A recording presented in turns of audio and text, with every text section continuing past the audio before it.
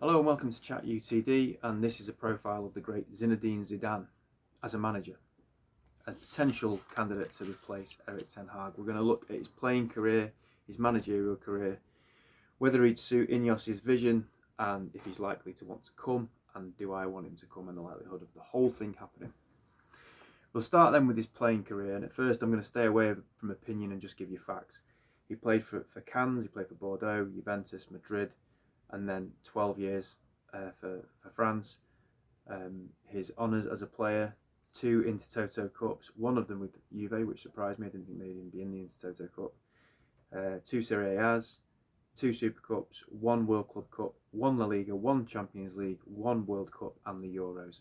Incredible. Decorated career.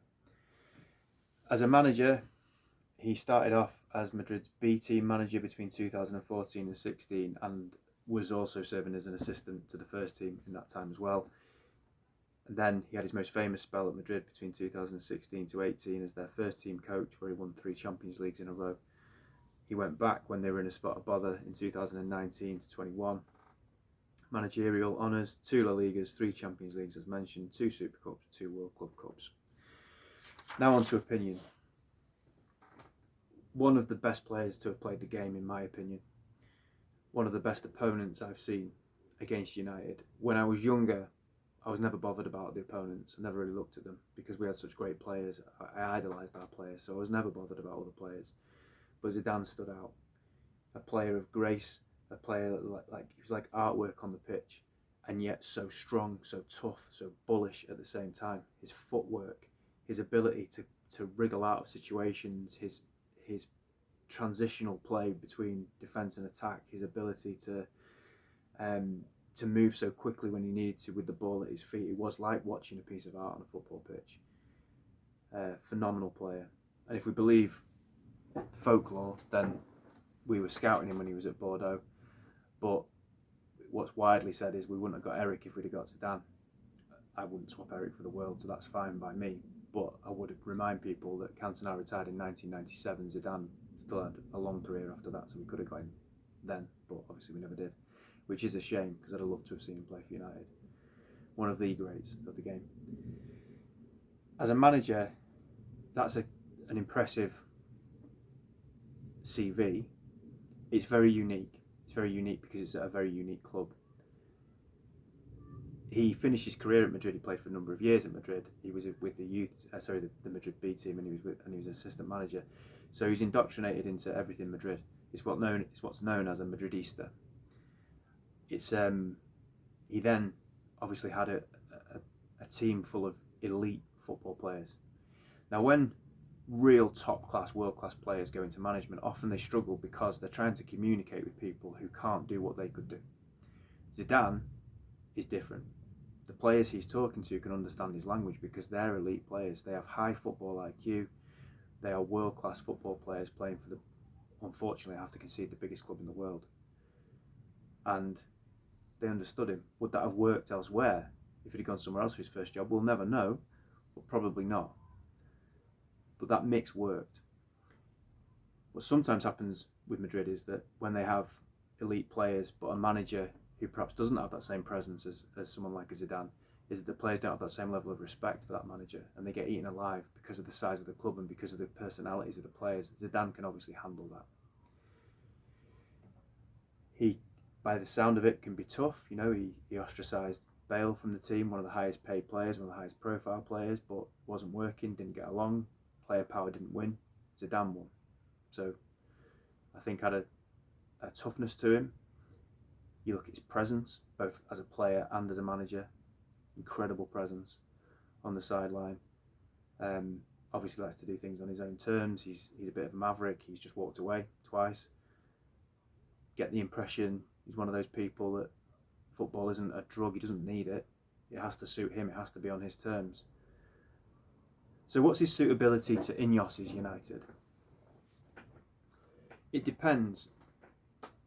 Sir Jim Ratcliffe said that the director of football and chief executive will set the tone, will set the style of play, will set the culture of the playing style and such. If Zidane's approach suits that, then yeah, why would you not go for him? So I think absolutely he would suit Ineos's United. I believe, um, just based on what we know of him. But there are compatibility issues. Let's look at why maybe he wouldn't want to come to United. First and foremost, I don't think he needs it. He doesn't need football. He doesn't need hassle. I think all his ducks need to be lined up in a row and be right for him before he'd take a job. He's been out of the game since 2021. If he was desperate to get in a job, I'm sure he could do it. United have come knocking a few times for him, if we believe the press, which we don't always do that, of course. But you know, there's some strong rumours that we've been linked to him in the past. He's linked at the moment to Bayern Munich. I think if the France job ever became available, that would be ideal for him. But he's not. It doesn't strike me as being someone who's desperate to get in the game. The other issue at United is, does someone like him come in and look at everything that needs to be done and say, oh yeah, this floats my boat. We've got no elite players. We don't have players with high football intelligence. We don't have any world-class players. My favourite player is Bruno Fernandes, but he's not elite. He's not world-class. So Zidane's used to working with players that are elite world-class players of high football intelligence. We haven't got those at Old Trafford. So the club is going to have to do an awful lot of work to build a squad for him that's ready to go, because that's what he needs, really. And this summer, we haven't got Emma Barada or Dan Ashworth there even, so it's not going to happen this summer. This summer's going to be another diluted version of what we actually need, and I think next season is going to be another assessment season. And Zidane doesn't need that. I don't think he would put himself out. It's a complete rebuild. Now, when he went back to Madrid the second time, they did need some rebuilding, but they had players still. The spine of the team was world class. They still had Modric, they still had Cruz, they still had Benzema. They still had so many world class players that you could work around. That meant that the job wasn't as big as the one he comes to at Old Trafford. And I go back to Fernandes. Fernandes wouldn't have got in the squad, I don't think, of the team that won 3 Champions Leagues in a row for Madrid, and I don't think he'd have got in the team of the team that won the La Liga when Zidane went back for the second time. As great a player as I think he is, and he's our best player, he's not close to that, and that's what Zidane's used to working with. He doesn't speak fluent English, and I've always got the impression that he's, as I said before, he's a Madridista. He doesn't get the United thing. I don't think he looks at United and thinks, wow. Just from little snippets of interviews and things and quotes and things I've heard him say, he's a big fan of Paul Scholes, but other than that, I've never heard him particularly rave about United. I'm sure, and this might be in my imagination, that he was asked a question in an interview about, do you regret not working with Ferguson and not going to United, because you probably could have done. Did it ever come close? And it was like, why would I play for Madrid? I'm a United fan. I honestly, probably up until relatively recently, didn't really get the Madrid thing, because for me, up until recently, the two clubs are on a par with each other. Up until probably in the last 10 years. When Ronaldo went, I'd be like, I was genuinely, probably out of tribalism and bloody mindedness and red tinted glasses, I was just like, why would you want to go to Madrid? We've got everything here. Just won the Champions League. Just reached another Champions League final. Why would you want to go to Madrid? Genuinely didn't get it. But Toni Kroos, who was at Bayern Munich, went to Real Madrid. Luka Modric went to Real Madrid. Benzema went to Real Madrid. Ronaldo wanted to go to Real Madrid. Beckham was starry-eyed about Real Madrid. Ruud van Nistelrooy was. CR9 went to Real Madrid even though he played for Barcelona. Figo did the same, knowing the stick that they'd get. They can't all be wrong. So, as I say, he's a Madridista. He doesn't get the United thing. So it's not the same as maybe for some managers who would be like, wow, what an opportunity. I think he'd probably look at it and think, what a reputation wrecker that could end up being. I do wonder if maybe United did what City did with Guardiola. They built their whole structure around Zidane. Would he want to come then? Probably not still, because Guardiola had been earmarked for the City job quite clearly years before he actually went and did it, and he knew that would feed his narcissism, his horrible personality that he's got. He knew he'd get everything he wanted, and they strategically put people in place like Barada, like the director of football fellow whose name I can't pronounce. They put Barcelona people everywhere so that it would make it more attractive for him, and he would be as comfortable as possible when he came into work there, with the idea that he was going to be there for some period of time, as he has been. You could do all that.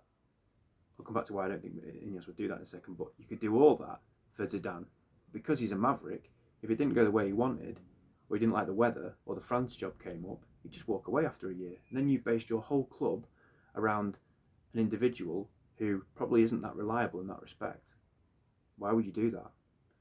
And another thing is, Ineos are not going to be a manager-led, I don't think. I think what we hear is that it's going to be, we set the culture, we set the style of play, and the manager has to fit in with that. So they're not going to build a whole structure around one manager, because what if he goes? You're knackered, you're snookered. In comparison to the other candidates, he stands out by a country mile. So let's look at it. Is he better than Southgate? Of course.